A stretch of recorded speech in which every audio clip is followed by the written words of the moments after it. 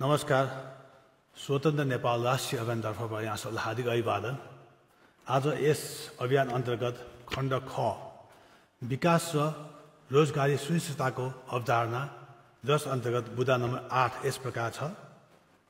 संसारकै दुई ठूला मार्केट इन्डिया र चीनको बीचमा पूर्वमा इस्ट एसिया र पश्चिममा गल्फ राष्ट्र भई एसियाकै केन्द्रमा पर्ने गरी नेपालले पाएको प्रकृतिको भौगोलिक वरदानलाई पूर्ण सदुपयोग गर्दै स्वदेशी तथा विदेशी लगानीलाई अनुकूल नीति अपनाई नेपाललाई अन्तर्राष्ट्रिय व्यापार तथा औद्योगिक केन्द्रमा विकास गर्दै नेपालीहरूलाई स्वदेशमै प्रशस्त रोजगारीको वातावरण सुनिश्चित गर्ने। हाम्रो देश नेपाल यस्तो ठाउँमा छ, भौगोलिक स्थितिको रूपमा उत्तरमा चीन, दक्षिणमा भारत, पूर्वमा इस्ट एसियन राष्ट्रहरू सिङ्गापुर, मलेसिया, जापान, इन्डोनेसिया र पश्चिममा गल्फ राष्ट्रहरू युनाइटेड अरब एमिरेट्स, कतार जस्ता विभिन्न गल्फ राष्ट्र, खाडी मुलुकहरू र बीचमा नेपाल। यो ठुलो वरदान हो, तर हामीले अहिलेसम्म बुझेका छैनौँ, सदुपयोग गरेको छैनौँ। यी वरिपरिका देशहरू,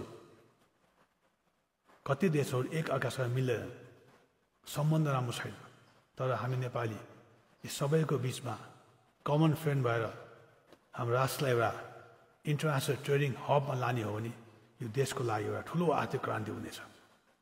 अब यो इन्टरनेसनल ट्रेडिङ भनेको के हो? इन्टरनेसनल ट्रेडिङ हब बनाउने कस्तो?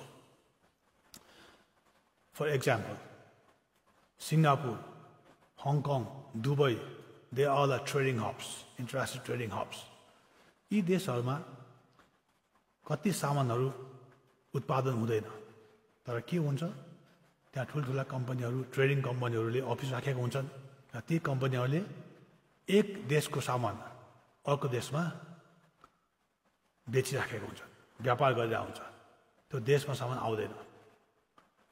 यसरी एक देशमा बसेर अर्को देशको सामान फेरि अर्कै देशमा बेच्ने यो इन्टरनेसनल ट्रेडिङ गर्नलाई के भन्छ भने इन्टरमिडिएटरी ट्रेडिङ भन्छ, र ती ठाउँलाई, ती देशलाई इन्टरनेसनल ट्रेडिङ हब भन्छ।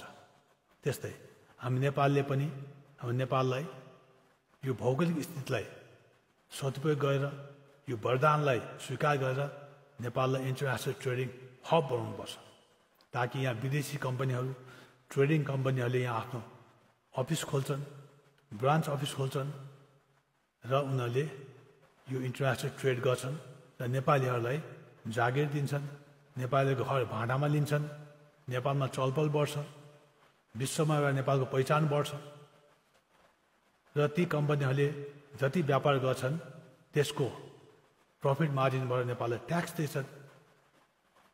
तर अनुकूल वातावरण बनाउने भने कस्तो भने ती विदेशी कम्पनीहरूलाई नेपालमा कम्पनी खोल्नको लागि एकदम सरल तरिका, छिटो छैटो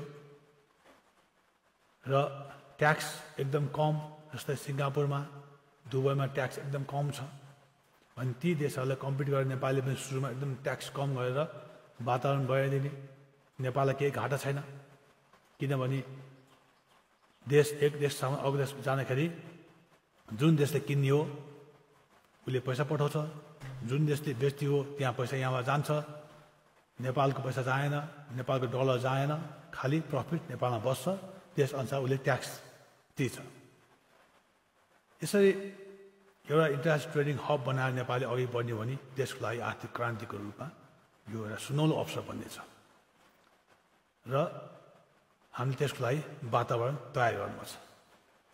यो बुँदाको मर्म यही हो। यहाँलाई कस्तो लाग्छ? सही लागे यस अभियानलाई साथ सहयोग गर्नु होला, केही सुझाव भए सुझाव दिनु होला। हामी सबै नेपालीको जय होस्। नमस्कार।